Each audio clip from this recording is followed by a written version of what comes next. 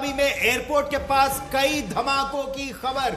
Doha Qatar में भी कई धमाके सुने गए हैं। दोहा में कई जगहों पर अल उदैद बहुत महत्वपूर्ण एक एयरबेस है, हम आपको उसके बारे में भी बता दें। ये अमेरिका के जहां जहां बेसेस है, बहरीन में, आबू धाबी में और दोहा कतर में, इन सब जगह। और ईरान ने इस बात की खुली धमकी भी दी थी एमाशुल श्रीवास्तव की अगर ईरान पर हमला हुआ तो इस बार ईरान रुकेगा नहीं, झुकेगा नहीं, जबरदस्त पलटवार करेगा। और ये उसके पलटवार की आपको बानगी दिख रही है। गौरव, ईरान की जो स्ट्रेटजी है कि अगर आप हमारे पर हमला करेंगे तो हम जरूर इसको स्प्रेड आउट करेंगे पूरे मिडिल ईस्ट में, और जो जहां जहां उनके बेसेस हैं, जो जो कंट्रीज सपोर्ट करती हैं, वहां अटैक होगा। वही नंबर्स आप यहां देख रहे हैं। और जब वहां अफरा तफरी मचेगी क्योंकि उनके पास कोई सिस्टम नहीं जो इसको रियली संभाल सके, तब ही उनका अमेरिका को प्रेशर आएगा कि इस युद्ध को रोकिए। आपने एक सवाल पूछा था बहुत अच्छा, क्या ईरान के पास इतना संबल, इतना सक्षम एयर डिफेंस नेटवर्क है कि वो अपने अटैक्स को जो अमेरिकन एयरक्राफ्ट से होते हैं या जो मिसाइल आ रहे हैं उनको रोक सकता है? तो आंसर यह है कि उतना सक्षम नहीं है। There is no doubt about it कि उनके पास जो भी है, उनके पास ऐसा कोई सिस्टम नहीं है जो इंटीग्रेट करे। ये बड़ी बात आप कह रहे हैं, क्योंकि जो उनके S-400 S-300 सिस्टम्स उनके पास थे, जो रूसी एयर डिफेंस सिस्टम थे, वो पिछले साल के 12 डे वॉर में नेस्तनाबूद कर दिए गए थे। लेकिन जनरल विश्वंभर दयाल, एक बड़ा बयान रूस की तरफ से आया है और आप रूस में तैनात रह चुके हैं। रूस इस बार खुलकर ईरान के साथ अमेरिका के खिलाफ खड़ा हुआ है। क्या इससे अमेरिका की शक्ति को उस पर असर पड़ता है? देखिए, रूस जो है वो खुलकर इसका विरोध करेगा, उसकी यूएन में भी विरोध करेगा और खुद प्रेसिडेंट पुतिन ने स्टेटमेंट दी है। तो इससे हौसला अफजाई तो होती है ना ईरान की, ईरान को हिम्मत मिलती है। लेकिन एक्चुअली रियलिटी में इस स्टेज पर रशिया कुछ उसकी मदद कर पाएगा, वो एक डाउटफुल क्वेश्चन है। बिकॉज लेकिन अगर लड़ाई लंबी खिंची गौरव, तो और जो उम्मीद है, बिकॉज ये तो बहुत स्टार्ट है, तो फेज है, तो स्टार्ट हुआ है अभी, इट इज स्टार्टिंग फेज। तो अगर लड़ाई लंबी खिंची तो कहीं ना कहीं रशिया फिर कोई सपोर्ट करेगा, वेपन्स सप्लाई करेगा। अमेरिका का ऑपरेशन S-300 पे मैं आना चाहता हूं, एक मिनट। S-300 का क्या है?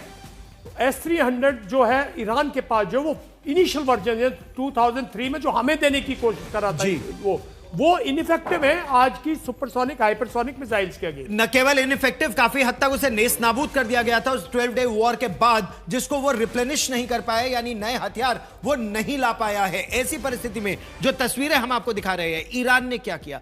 ईरान ने बहुत सोची समझी रणनीति के तहत ईरान ने न केवल इजराइल को निशाना बनाया, बल्कि इजराइल को निशाना बनाने के साथ साथ उसने सऊदी अरेबिया में, रियाद में अमेरिका के बेसिस को निशाना बनाया, आबू धाबी को निशाना बनाया, कुवैत को निशाना बनाया, यूएई को निशाना बनाया, दोहा कतर को निशाना बनाया। और ऐसी परिस्थिति में सुशांत सरीन, अमेरिका के लिए चुनौतियां बढ़ जाती हैं, क्योंकि जब सिविलियन लाइव्स का अगर नुकसान होता है, अगर सिविलियन मारे जाते हैं, इन देशों की अर्थव्यवस्था पर बुरा असर पड़ता है, तो ये सभी देश अमेरिका और इजराइल पर दबाव बनाएंगे कि युद्ध समाप्त किया जाए। ईरान की यह रणनीति क्या फिलहाल कारगर होगी? लेकिन गौरव, ये भी तो हो सकता है कि ये लोग जो हैं ये अपना पक्ष अमेरिका और इजराइल के साथ डाल करके और फोर्सेस को गैदर करके ईरान को टारगेट करें। क्योंकि इनका तो मौकफ ये हो सकता है कि भाई हम तो अपनी जमीन का इस्तेमाल नहीं होने दे रहे थे आपके खिलाफ, हमारे यहाँ से तो कोई उड़ान नहीं भरी जा रही थी आपके खिलाफ, हम तो ये पहले से ही ऐलान कर चुके हैं। अब आप हमारे यहाँ पर टारगेट कर रहे हैं, हमारे लोगों को मार रहे हैं, हमारा इंफ्रास्ट्रक्चर तबाह कर रहे हैं। अब सिर्फ अमरीकियों को तो नहीं टारगेट कर रहे ना, अब हमको भी टारगेट कर रहे हैं। तो वो भी एक संभावना है। लेकिन अब आगे क्या स्वरूप लेता है ये युद्ध, ईरान के पास कितनी क्षमता है, कितना डैमेज कर सकता है, मेरे ख्याल इस पर एक बहुत बड़ा सवालिया निशान है। अभी बात हो रही थी कि रूस की और चीन की, मुझे नहीं लगता कि वो इसमें, ठीक है बयान देने तक तो ठीक है, बट बयान का मतलब क्या है? आपने किसी के पक्ष में बयान दे दिया, उसकी क्या हौसला अफजाई होगी? लड़ाई तो उसको बेचारे को लड़नी है ना, और उसके पास है क्या जिससे वो लड़ाई लड़ेगा? दूसरी चीज ये कि अगर आपका एयर डिफेंस बिल्कुल खाली हो चुका है, तो फिर जो इजराइल और अमेरिका है, they have the run of the place, और उनके पास बहुत सारे ऐसे इंस्ट्रूमेंटेशन है, ऐसी टेक्नोलॉजीज हैं जो जिस तरह के वो ईरान को बहुत ज्यादा क्षति पहुंचा सकते हैं। ऑफ कोर्स दूसरी तरफ भी हो रही है क्षति, उसमें मेरे ख्याल कोई दो राय नहीं हो सकती। तीसरी चीज ये कि ईरान के बारे में एक चीज ये कही जा रही है कि वो जो स्ट्रेट्स ऑफ हॉर्मुज है उसको ब्लॉक कर देगा। शायद कब तक कर सकता है, कितनी देर तक कर सकता है, कितनी क्षमता है उसकी। और ये मान लेना कि ईरान के पास कोई ऐसी चीजें हैं जो अमेरिकी जो नेवी है उसको वो बहुत मेजर डैमेज या बहुत ज्यादा डिफेंसिव पे डाल सकती है। मेरे ख्याल हमको पता है कि अमेरिकी नेवी की कितनी क्षमता है और कितनी पावर है उसकी।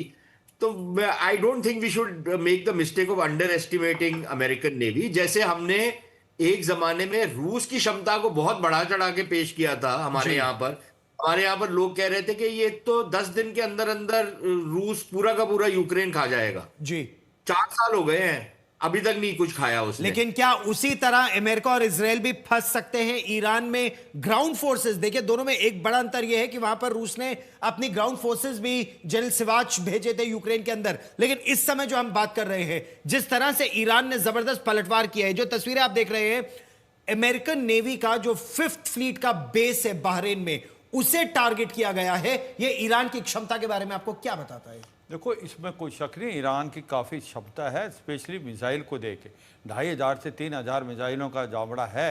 और मैं मानता हूँ ईरान के अंदर 2 वीकनेस हैं, उनकी एयर पावर और एयर डिफेंस कमज़ोर है, मगर ये भी सच्चाई है उनके पास हाइपरसोनिक मिसाइल भी है, ब्लास्टिक मिसाइल भी। और जिस प्रकार से इसने हमला उन बेसिस पे किया है जो कि मिडल ईस्ट में अमेरिका की थी, चाहे वो कतार थी, चाहे वो Saudi Arabia, UAE, Bahrain, Oman, और बहरीन के अंदर उन्होंने 5th जो नेवल फ्लीट है हेडक्वार्टर, उस पर हमला किया। और आप देखिए कतार पे क्या किया उसने, जो अल उदे जो इनकी एयरबेस है सबसे बड़ी आउटसाइड यूएस, उस पर हमला किया, सऊदी पे किया, यूएई। तो इसकी काबिलियत और क्षमता है, उसको अंडर एस्टिमेट करना। और यही चीज मैं आपको मानचित्र पर इस समय दिखाना भी चाहता हूं। चलिए इस समय हम आपको लिए चलते हैं, लेकिन ईरान ने क्या किया? अगर आप इस मानचित्र पर देखें कि ईरान ने जो पलटवार किया, उन्होंने अपनी मिसाइल्स के साथ, और देखिए अमेरिका के पास उनका पेट्रियट मिसाइल डिफेंस सिस्टम है, उनके पास उनके विमानवाहक युद्धपोत उनके पास मौजूद हैं, उनके पास डिस्ट्रॉयर्स वहां मौजूद हैं। उन सब के बावजूद United Arab Emirates, Qatar, Kuwait, Bahrain, Saudi Arabia, Iraq, Jordan, Israel एक साथ 8 ठिकानों पर जबरदस्त वार किया ईरान ने। क्या नुकसान हुआ इन वार से? इससे एक संकेत चला गया कि ईरान झुकेगा नहीं, ईरान दबेगा नहीं, ईरान जबरदस्त पलटवार करेगा। जैसा उसने धमकी दी थी, उसने कहा था अगर हम पर हमला हुआ तो इस बार 12 दिन के 2025 के युद्ध की तरह वो चुपचाप नहीं बैठेंगे, केवल एक सांकेतिक अल उदैद बेस पर वार नहीं करेंगे। इस बार वो डंके की चोट पर वार करेंगे, और यही डंके की चोट पर उन्होंने 8 जगहों पर वार किया।